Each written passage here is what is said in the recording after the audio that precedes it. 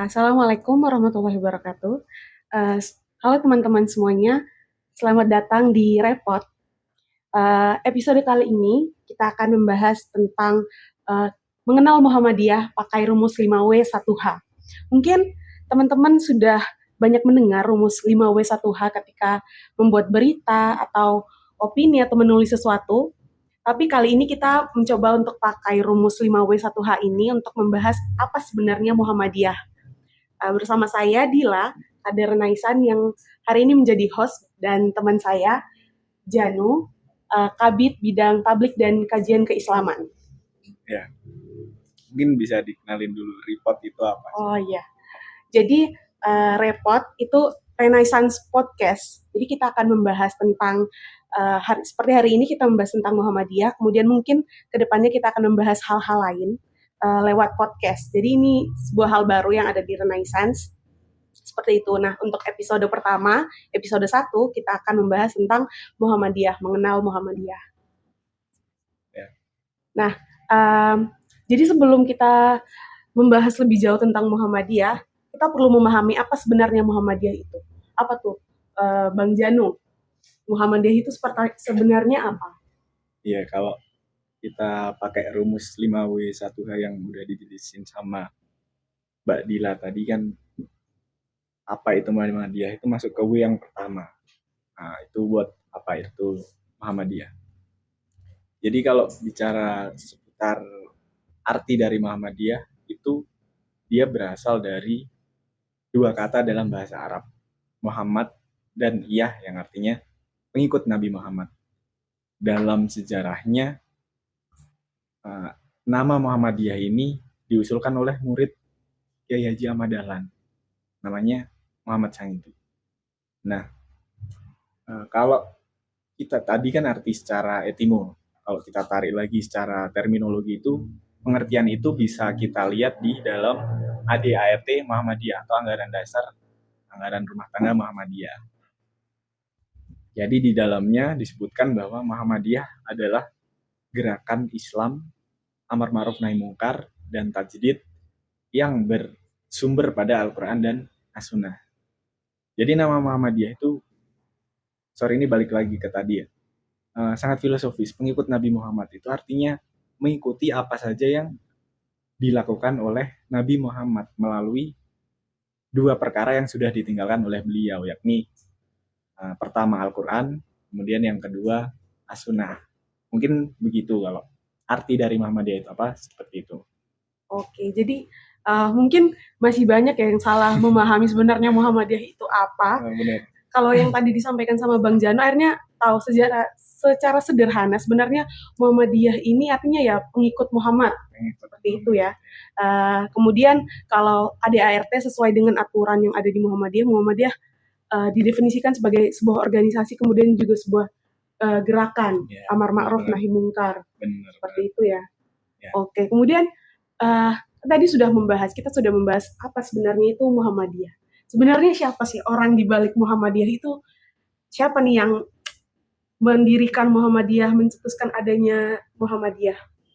Ya, kalau pertanyaannya siapa, berarti udah masuk ke rumus W yang kedua. Tadi ada what, sekarang ada who, atau siapa. Siapa pendiri daripada Persyarikatan Muhammadiyah. Nah, jadi Persyarikatan Muhammadiyah itu didirikan oleh Kiai Haji Ahmad Dahlan. Siapa sih yang nggak kenal Bapak Sang Pencerah ini? Ya, kalau teman-teman mau, nanti pemirsa mau nonton seperti apa sih perjuangan Ahmad Dahlan, bisa nonton di Netflix, serial Netflix itu film dengan judul Sang Pencerah. Itu membahas perjuangan beliau sampai pada akhirnya mendirikan Persyarikatan Muhammadiyah. Nah, lanjut. Jadi Ahmad Dahlan ataupun yang nama kecilnya itu adalah Muhammad Darwis, karena berhubung kita ini adalah kader dari Ikatan Mahasiswa Muhammadiyah, fun fact-nya itu pelopor berdirinya IMM siapa? Jasman Al-Kindi, benar, itu adalah cicit daripada kakak Ahmad Dahlan. Kakaknya itu namanya Nyai Saleh. Nyai Saleh punya anak namanya Siti Jawariyah, itu menikah dengan pemberi nama Muhammadiyah, Muhammad Sangitu. Kemudian punya anak lagi, Wardan Diponingrat. Nah, dari Wardan Diponingrat inilah lahir sosok pelopor berdirinya IMN. Jadi masih saudara. Mungkin seperti itu. Oke, kalau dari yang disampaikan sama Bang Janu, tadi berarti tokoh utamanya nih Kiai Haji Ahmad Dahlan, yang nama kecilnya tadi Muhammad Darwis ya. Itu. Nah, ternyata IMM dan Muhammadiyah nih bukan cuma sekedar organisasi utamanya sama ortomnya, tapi ternyata keluarganya pun, keluarga besar Kiai Haji Ahmad Dahlan punya peran yang ada satu darah. Iya, ada satu darah di dalam antara Muhammadiyah dan ya sama ortom-ortomnya. Jadi pencetus berdirinya IMM ternyata masih satu keluarga nih sama Kiai Haji Ahmad Dahlan ya. Jadi bukan sekedar ortom dan organisasi di bawahnya gitu ya. Iya. Kemudian kan tadi udah siapa sih yang mendirikan Muhammadiyah. Terus sebenarnya awalnya tuh dari mana Muhammadiyah ini ada di mana sih paling pertamanya itu? Ya. Kalau ngomongin di mana nih, nah, itu udah masuk ke rumus B yang ketiga. Where atau di mana? Di mana sih pertama kali Muhammadiyah didirikan? Jadi Muhammadiyah Ahmad Dahlan mendirikan Muhammadiyah bersama dengan para muridnya seperti Sangitu tadi pengusul namanya, kemudian ada Suja,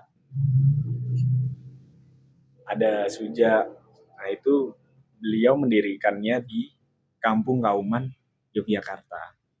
Jadi kalau teman-teman pernah ke Jogja itu alun-alun utara ya, kalau nggak salah alun-alun utara deket titik 0 km itu di entah utara entah mananya itu ada keratonnya. Nah di sebelah samping kiri kalau dari keraton itu ada masjid gede. Nah daerah situlah yang dinamakan Kampung Kauman. Jadi Kampung Kauman itu adalah tempat abdi dalam keraton bagian agama yang ditempatkan di satu tempat namanya Kampung Kauman. Kalau di Yogyakarta kan seperti itu. Misal bagian pertahanan atau tentara abdi dalam yang mengurus pertahanan itu dijadikan satu tempat di sebuah kampung yang kini dikenal dengan Prawiro Taman, Prawiro Perwira. Seperti itu. Jadi kalau bertanya di mana, di Kauman Yogyakarta seperti itu.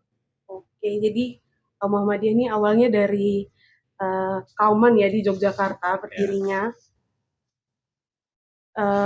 Di dekat keraton. Jadi satu kampung yang dekat sama keraton Yogyakarta kayak gitu ya berarti.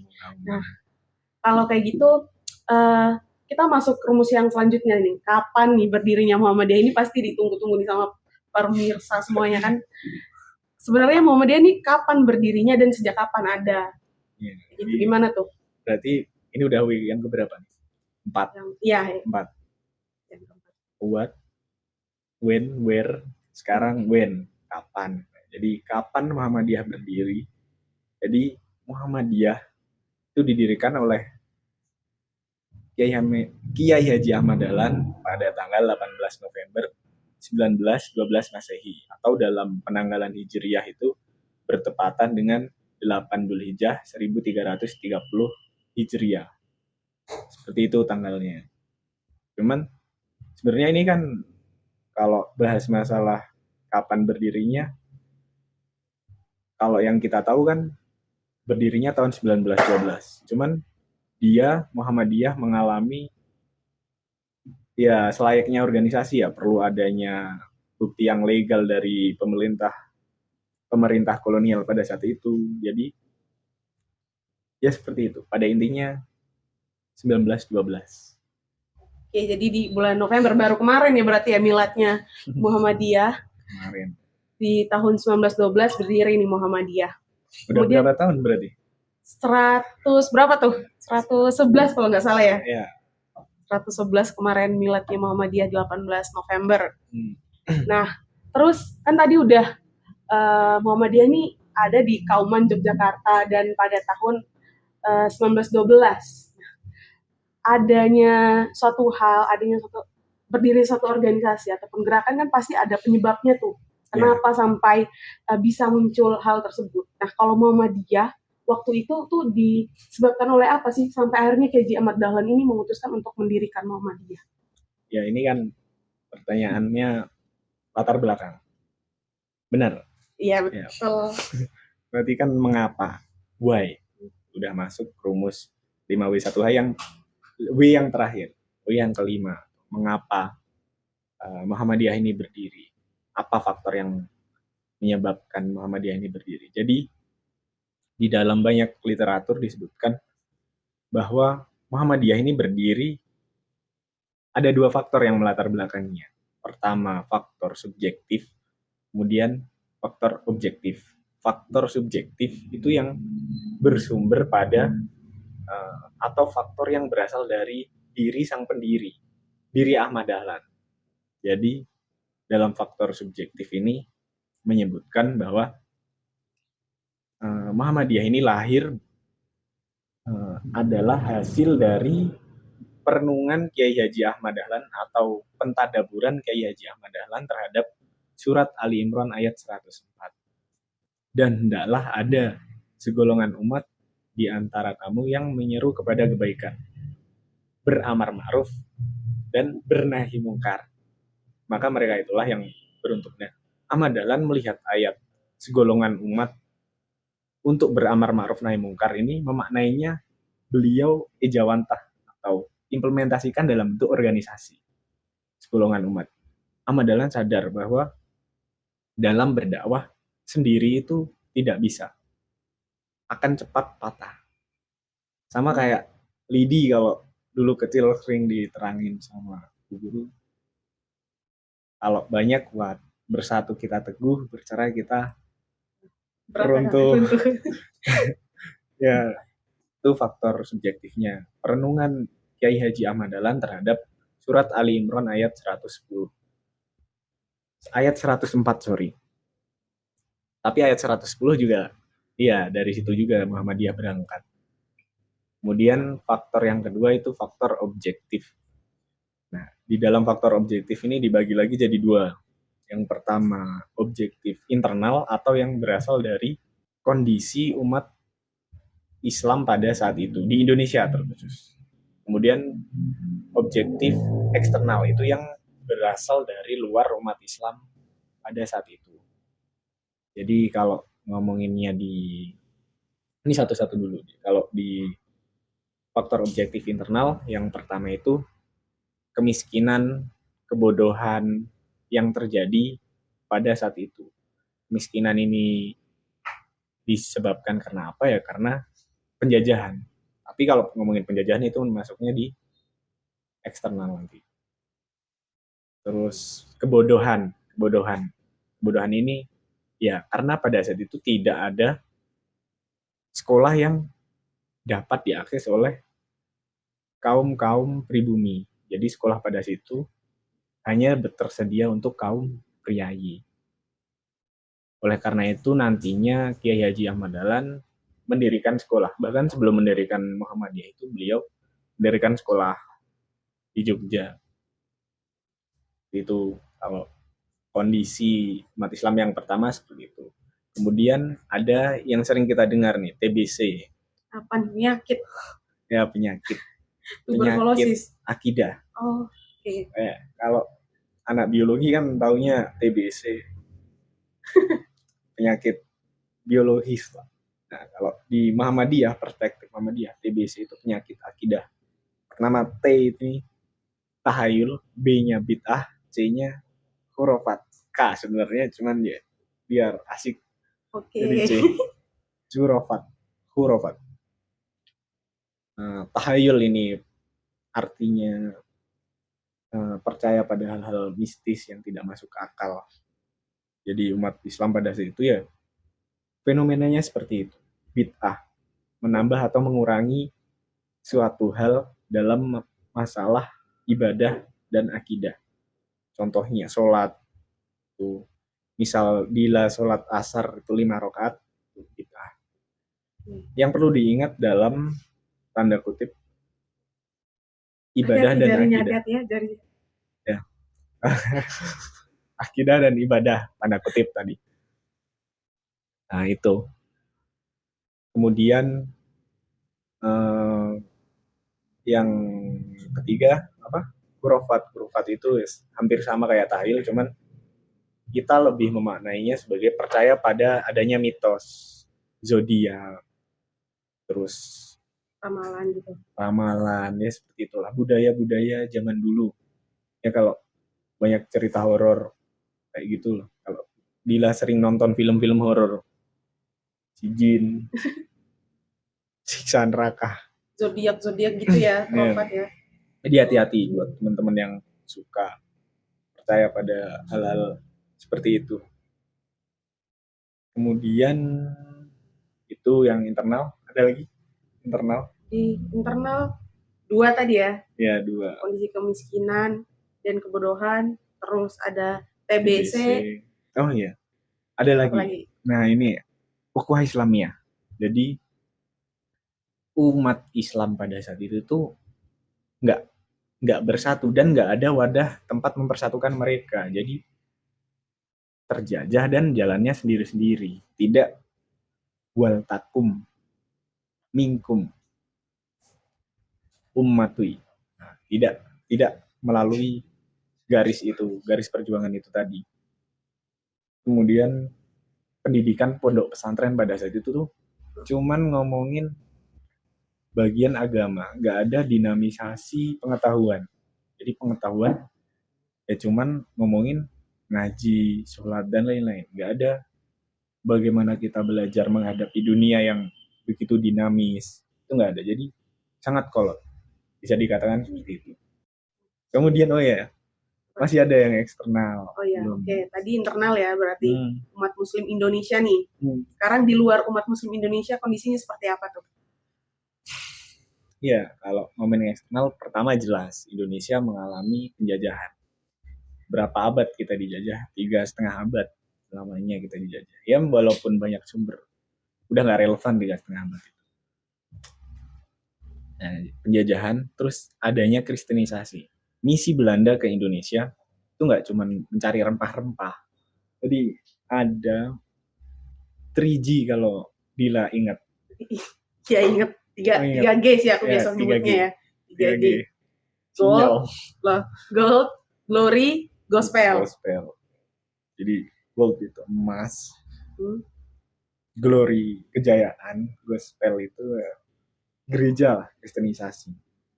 Nah di situ jadi kalau teman-teman misal yang di Malang nih banyak gereja tua itu peninggalan Belanda. Banyak peninggalan Belanda yang coraknya itu Nasrani, itu peninggalan Belanda. Jadi Belanda masuk tuh nggak cuma cari keuntungan, tapi juga mencari pahala buat mereka ya, bukan apa-apalah, dakwahnya mereka. Dakwahnya Belanda ya. Kemudian yang seru ini, cuman ini mungkin teman-teman bisa yang nonton bisa digali lagi ya. Jadi Muhammadiyah, Ahmad Dahlan dalam mendirikan Muhammadiyah itu terpengaruh oleh para pemikir Timur Tengah.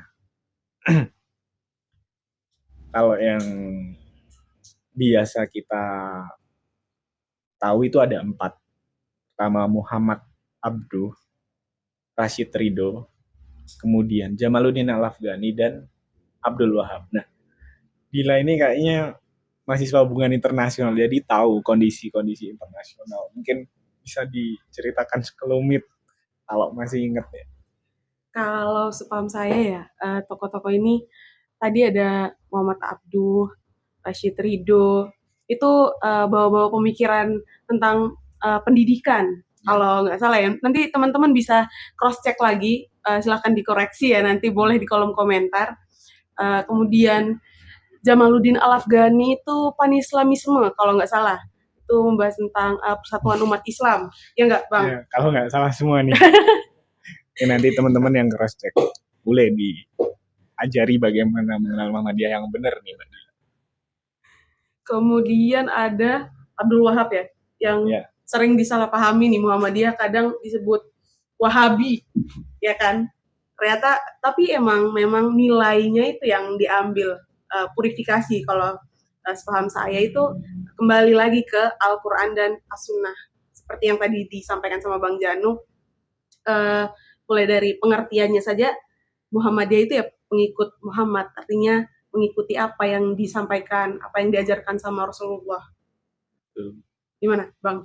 Ya, kalau ini masih ngomongin pemikiran tadi ya. Iya, betul. Muhammad Abduh itu adalah guru dari Rashid Ridho.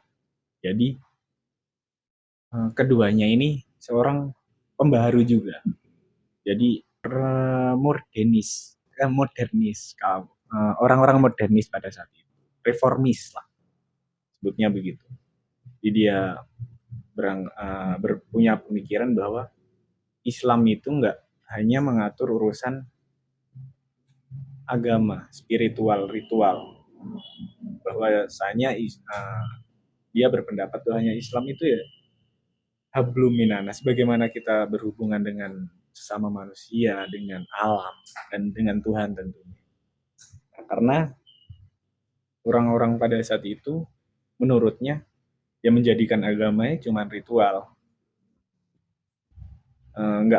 Nggak bisa orang Islam tuh belajar teknologi, itu masih sangat kurang. Jadi dua sosok inilah, ya banyak sebenarnya, cuma dua saja.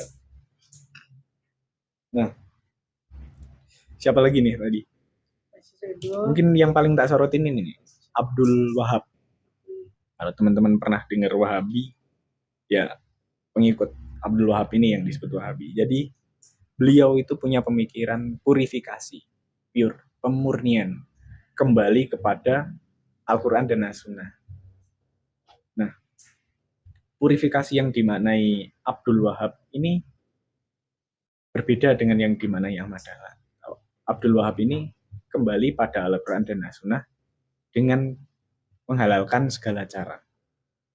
Jadi siapa saja yang nggak sesuai sama Al-Quran dan As-Sunnah, halal darahnya buat mereka. Nah, kalau Muhammadiyah kan ya terkenal juga dengan gerakan tajdid, pembaharuan, pemurnian juga. Jadi tajdid yang dimaknai Muhammadiyah itu ada dua, purifikasi dan dinamisasi.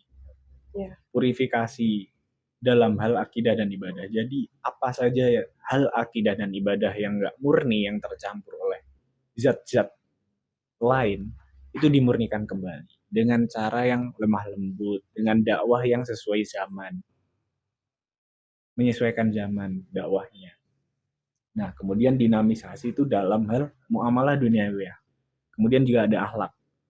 Di apapun itu, Muhammadiyah nggak menutup mata tentang teknologi, podcast saat ini. Dulu nggak boleh ini ya. Belum ada. Jadi bisa disebut Muhammadiyah ini organisasi reformis modernis. Ahmad Dahlan tokoh utamanya. Begitu sih ngomongin Muhammadiyah secara 5W1H, itu sih. Baru 5W tadi ya? Ya, hanya belum. Kalau tadi PR aja kan? PR nih. Kalau tadi panjang ya, ternyata kenapa sampai Muhammadiyah bisa didirikan, balik lagi ke pelaku utama nih, pelaku berdirinya Muhammadiyah, Kiai Haji Ahmad Dahlan, yang mendalami, mentadaburi Al-Quran ya. Benar. Tadi khususnya di Al-Quran Ali Imran ayat 104, kemudian juga dipengaruhi faktor objektif, tuh ada kondisi masyarakat Muslim Indonesia, yang tadi ada kemiskinan, kebodohan, kemudian TBC ya, TBC tadi praktik-praktik yang mencampur adukan syariat Islam, nggak sesuai sama ajaran Islam. Kemudian juga ada pengaruh dari luar, eksternal, kondisi di luar masyarakat Muslim Indonesia. Tadi ada penjajahan, di mana penjajah waktu itu membawa ajaran-ajaran Kristiani ya, gospel itu. Kemudian juga ada pengaruh dari tokoh pemikir Timur Tengah tadi. Ada 4 tuh. Ya kayak gitu ya, Bang Janu. Kalau tadi kan kita udah bahas ya, gimana sebenarnya Muhammadiyah mulai berdiri itu, apa aja yang mempengaruhi, kapan, siapa yang mendirikan Muhammadiyah. Nah, setelah berdiri nih, gimana sih perkembangannya Muhammadiyah pas Ya setelah 1912 itulah gimana tuh Muhammadiyah tuh berkembang. Kalau ngomongin How, ini bahasannya sebenarnya cukup panjang karena bahkan sebelum Muhammadiyah itu ada, itu masuk ke dalam perkembangannya, perkembangan menuju adanya Muhammadiyah sampai saat ini. Jadi mungkin secara singkat aja ya, mungkin teman-teman nanti bisa Catat sendiri. membaca buku tuh di kuliah kemuhammadiyahan ataupun buku-buku tentang Muhammadiyah. Nah, ngomongin perkembangan Muhammadiyah itu nggak bisa lepas dari yang tadi disampaikan, dinamisasi, organisasi modernis. Jadi Muhammadiyah itu organisasi yang tidak menutup mata terhadap kemajuan zaman. Dari awal berdirinya tahun 1912, kemudian mengalami, kalau nonton di filmnya Sang Pencerah, mengalami pada saat Jepang datang ke Indonesia, sempat juga terganggu eksistensinya. Oh iya, kalau sebelum ke sana ya. Jadi Muhammadiyah dalam berdiri ini ada peran Budi Utomo. Ya, Budi Utomo. Jadi Ahmad Dahlan itu belajar organisasi kepada Budi Utomo. Tutorial buat organisasinya itu dari Budi Utomo. Dia ngajar di sekolah Budi Utomo, rumahnya dijadikan tempat kongres Budi Utomo. Nggak cuman Budi Utomo, itu ada Syarikat Islam beliau di sana, Jamiatul Khair, itu nanti bisa teman-teman kulik. Jangan ditanya sekarang lah, itu udah panjang.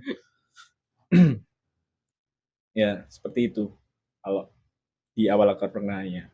Berkat dekatnya dengan Budi Utomo, itu dia belajar administrasi, bagaimana cara nembusin ke sultan, ke keratonnya gimana. Itu dia dapat dari Budi Utomo. Kayak legal gitu ya organisasinya. Ya, supaya legal. Banyak sumber-sumber. Jadi Muhammadiyah nggak semerta-merta berdiri 1912 terus langsung diizinkan di seluruh Indonesia. Ada tahap-tahap dia mengajukan perizinan kepada pemerintah kolonial dan keraton. Dari pemikiran yang awalnya ditentang sama kiai-kiai konservatif pada saat itu. Kemudian sekarang sampai bisa mendirikan ratusan perguruan tinggi, ribuan sekolah-sekolah menengah, rumah sakit. Itu adalah perkembangan Muhammadiyah. Jadi gerakan Muhammadiyah itu salah satu prinsipnya atau hal yang dibawa itu teologi al-maun. Ar-ra'aitalladzi yukadzibu biddin. Tahukah kamu orang yang mendustakan agama? Ar-ra'aitalladzi yukadzibu. Fadzalikal ladzi yad'ul yatim. Yang menghadik anak yatim dan tidak memberi makan orang miskin. Celakalah orang yang sholat. Nah, kalau dari surat Al-Maun 1 sampai 7 itu, nah, fun fact-nya juga nih, Ahmad Dahlan tuh ngajar surat Al-Maun itu kepada murid-muridnya itu 3 bulan berturut-turut. Kenapa ayat yang 7 itu diajarkan selama itu? Ya karena nggak diterapkan. Jadi hanya murid-muridnya hanya berhenti pada sekedar sekelas teori. Nggak mereka praktekkan, ya percuma. Seperti itu perkembangannya. Atau mungkin kurang paham nih kata-kata, mungkin bisa diluruskan. Berarti selama berdirinya Muhammadiyah itu Kiai Haji Ahmad Dahlan belajar juga mendirikan organisasi yang sebenarnya seperti apa ya. Waktu itu kan memang sudah ada Budi Utomo di 1902 Budi Utomo 1902 1908 Budi Utomo itu udah berdiri nih sebelum adanya Muhammadiyah. Akhirnya Kiai Haji Ahmad Dahlan kalau nggak salah bergabung ya di Budi Utomo, kemudian belajar gimana mendirikan sebuah organisasi, gimana jalan sebuah organisasi, akhirnya organisasi itu dilegalkan, itu seperti apa belajarnya di Budi Utomo. Kayak gitu ya. Oke, kalau tadi ya udah banyak kita bahas nih dari awal 5W 1H nih udah terjawab nih tadi. Mulai dari what, apa itu Muhammadiyah ya. Tadi udah dibahas, sederhananya pengikut Muhammadiyah. Pengikut Nabi Muhammad. Pengikut Nabi Muhammad, oke. Pengikut Nabi Muhammad. Sesuai sama Al-Quran dan As-Sunnah. Kemudian yang mendirikannya siapa? Kiai Haji Ahmad Dahlan di tahun 1912, bulan November ya. 18 November 1912. 18 November 1912. Kemudian di mananya itu ya, di Yogyakarta. Tepatnya di Kauman. Di Kauman dengan faktor-faktor yang mempengaruhi, ada faktor subjektif, kemudian ada faktor objektif. Objektif pun dibagi dua lagi tuh, internal, eksternal. Itu ya, tapi membahas Muhammadiyah hari ini nggak cuma sekedar sampai berdirinya saja, tapi gimana dia berkembang. Tadi ada pengaruh dari Budi Utomo juga ternyata dalam perkembangan Muhammadiyah, sampai akhirnya sempat hanya diizinkan di Yogyakarta ya. Kalau Muhammadiyah itu sempat hanya diizinkan di Yogyakarta, kemudian di Jawa dan Madura baru bisa berlaku di seluruh Indonesia. Benar banget. Jadi seperti itu kawan-kawan pembahasan kita malam hari ini, mengenal Muhammadiyah melalui rumus 5W1H. Sampai situ saja podcast Repot ya, Renaissance Podcast malam hari ini episode 1 mengenal Muhammadiyah. Sekian, billahi fi sabilil haq, fastabiqul khairat, wassalamualaikum warahmatullahi wabarakatuh.